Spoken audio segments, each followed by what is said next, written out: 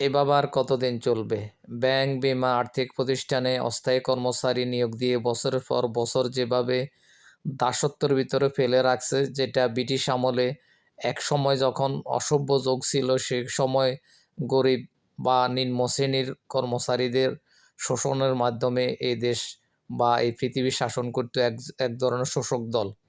ঠিক এই সভ্য জগতেও এক ধরনের শোষক দল আছেন, যারা ব্যাংক, বীমা, আর্থিক প্রতিষ্ঠানে চতুর্থ শ্রেণীর কর্মচারী অস্থায়ীভাবে নিয়োগ দিয়ে প্রতিষ্ঠান চালাচ্ছেন, যেটা তাদের পারিশ্রমিক যা পাওয়ার তা পাচ্ছেন না। যোগ্য শ্রম দিয়ে যাচ্ছেন, যথেষ্ট শ্রম দিচ্ছেন, এরপরও তাদের শ্রমের মূল্যায়ন নাই। কিন্তু বছরের পর বছর এভাবে চলে যাচ্ছে, বয়স শেষ হয়ে যাচ্ছে, বৃদ্ধ হয়ে যাচ্ছে। তারা সংসার চালাতে কষ্ট বা হিমশিম খাচ্ছে। তাদেরকে যদি রাজস্বে স্থানান্তর করা হয়, তাহলে তাদের সম্মানজনক জীবিকা করে তারা সমাজে